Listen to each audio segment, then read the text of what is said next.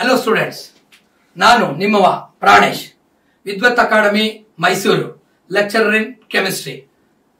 2 minute का concept ನಲ್ಲಿ ನಾನು ಇವತ್ತು ನಿಮಗೆ ಹೇಳ್ಕೊಡ್ತಾ ಇರೋ topic periodic table. So far we known 180 elements in the universe. These elements are placed in modern periodic table. This modern periodic table has 18 vertical columns called groups and 7 horizontal rows called periods. ಆದ್ರೆ ನಾವು 180 elements ಕಲ್ತ್ಕೊಳ್ಳೋಕೆ ಆಗಲ್ಲ.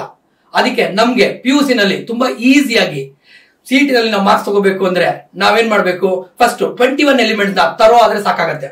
ಆ 21 elements ನ ನಾನು ನಿಮ್ಗೆ simple tricks ಗಳನ್ನ ಹೇಳ್ಕೊಡ್ತೇನೆ.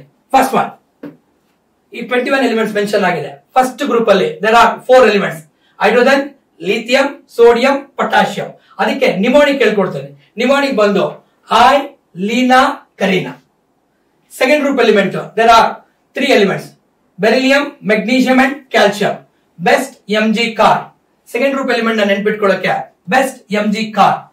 13 group ಅಲ್ಲಿ there are 2 elements: boron and aluminium. ಅದಕ್ಕೆ ನೀವು ಬಾಲ, ಒಬ್ಬ ಸೈಂಟಿಸ್ಟ್ ಹೆಸರು, ಕೆಮಿಸ್ಟ್ ಹೆಸರು ಬಾಲ. 14 ಗ್ರೂಪ್ ಅಲ್ಲಿ there are 2 elements: carbon and silicon. ಅದಕ್ಕೆ ನೆನ್ಪಿಟ್ಕೊಳ್ಳೋಕೆ ಕೆಮಿಸ್ಟ್ರಿ ಸರ್. ಆ ಕೆಮಿಸ್ಟ್ರಿ ಸರ್ ತುಂಬಾ ಚೆನ್ನಾಗಿ ಪಾಠ ಮಾಡಿದ್ರೆ, ನಿಮ್ಗೆ ಅರ್ಥ ಮಾಡಿಸಿದ್ರೆ, ನಿಮ್ಗೆ CET ನಲ್ಲಿ ಕ್ವಶನ್ ಸಾಲ್ವ್ ಮಾಡ್ಕೊಳ್ತಾ ಹೇಳ್ಕೊಟ್ರೆ ಅವ್ರು ನೀವೇನ್ ಕರಿತೀರಾ?